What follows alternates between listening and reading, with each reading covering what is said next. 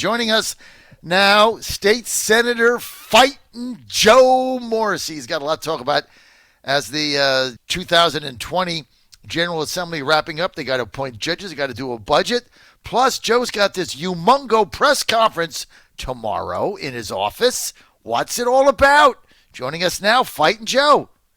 Good to have you, Joe. Good morning. Good morning, John. How are you? Budget tomorrow. Still appointing judge. When does this thing end?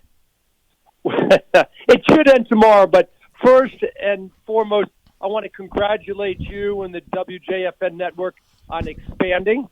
Thank you. Great news.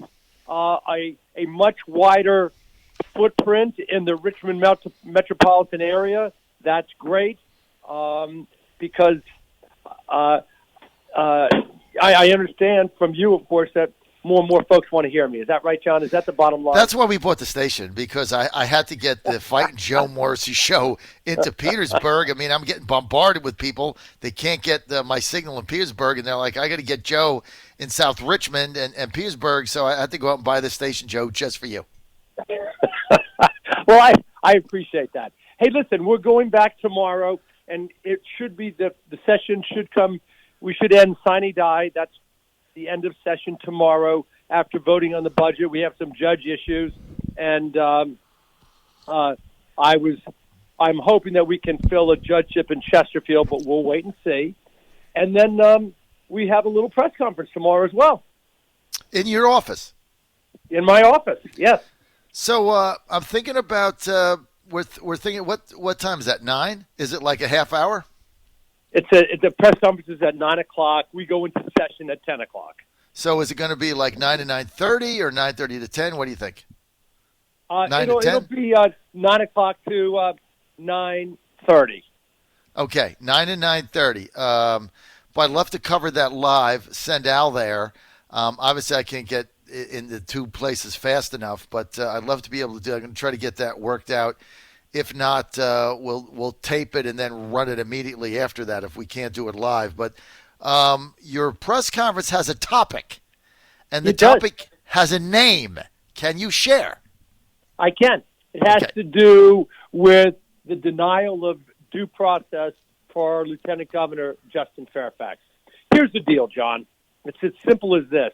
You know me from both our personal relationship, our professional relationship, how important it is to me to have fairness in the process, both in the courtroom, in getting onto the ballot, and treating people just equally on a level playing field.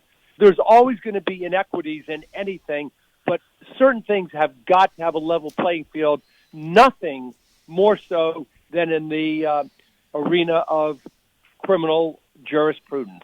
Mm-hmm. What has occurred with Justin Fairfax and the complete lack of due process is simply mind-boggling, and I've thought about it throughout the session. I did not want to conflate some of the important issues going on in the GA with that, but tomorrow's a good opportunity to raise that concern. Will you be making an endorsement for governor as well? No, I will not. And that's a great question, John. Thank you for asking that. Thank you. You do that a lot.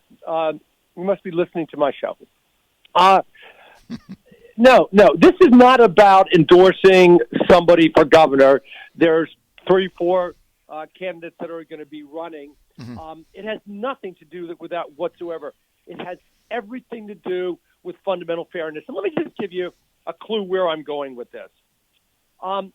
There are 2 women that made horrific allegations against Justin Fairfax in February of 2019, mm-hmm. just over 13 months ago. Mm-hmm. All right? And they came in, they had their big splash. One woman said, Vanessa Tyson said, I'm not a public person. I'm not doing this for politics. I want to get out of the public eye. I want to end this as soon as but I feel compelled to share it with you. I am not a public person. Immediately afterwards, she did 2 things. Declared her candidacy for the state legislature in California, and within a month was on a book tour. Oh, come on. And then doesn't say anything. And Justin Fairfax is at a position where, how do I defend myself? All right? He took a polygraph test, 2 of them. He pleaded with prosecutors in Durham and Boston to come forward, initiate an investigation. Asked the women to take a polygraph test, asked them. Then he filed suit in federal court so that they could get him in the courtroom. Now, they still, he doesn't get his day. So that's what you can't do. You can't level a charge in this day and age and then just say, well, that's it. There's the charge. So much for the proof. And there's so many politicians out there that are so afraid of, I don't want to offend the Me Too movement. What does that have to do with protecting fundamental rights like due process? Okay? So there's a lot of politicians out there that say and have said privately, no, that wasn't right what happened to Fairfax. He did not get his day in court. He did not get due process. But I don't want to offend the movement. Well, let me tell you something, John. I have much more fidelity to the Constitution than I do a movement. All right? And when we get to the situation in this country where merely an allegation is enough,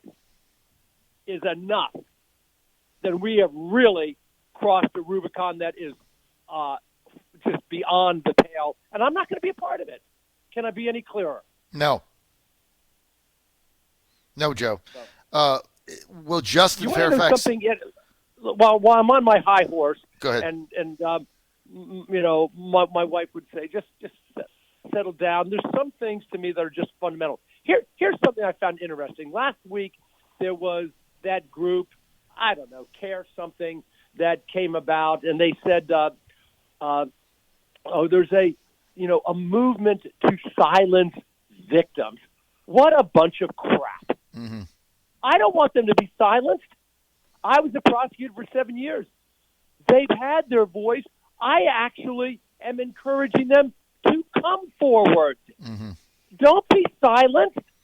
Don't be intimidated. If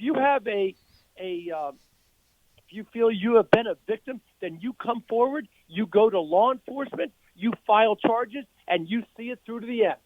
That's what I'm saying to do.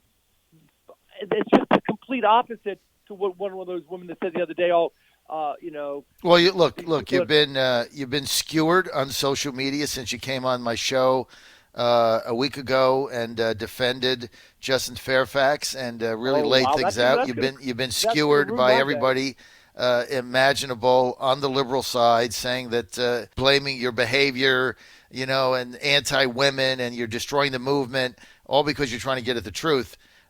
So, look, that's the environment we live in. Joe, is Justin Fairfax, will he be at your press conference tomorrow? No. It's not.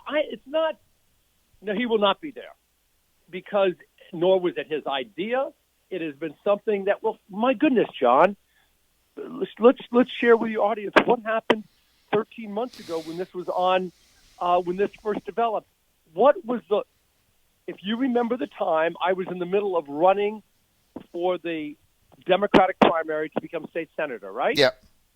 I'm trying to curry the favor of all these Democrats out there, the party, the local parties, the state party, the Democratic caucus, the Senate caucus. I want their support because I'm running in a Democratic primary, right?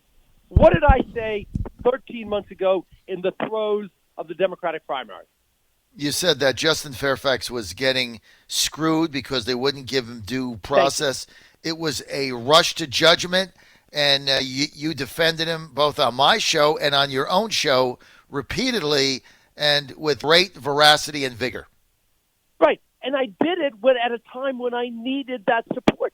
That's why I'm not your normal politician. Okay? That's right, Joe. I don't lick my fingertip, put it in the wind, and say, well, which way is the wind blowing, and let me get on board. That's right. Not me. That's not what I do. And if I'm getting skewered, well, fine. Have at it. Well, here's at the end of the day, here's the good I'm news. true to my convictions. You don't care.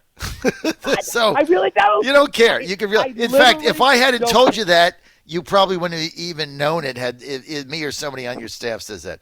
All right, man, I got to roll. Tomorrow, 9 a.m., Joe Morrissey, Senate office.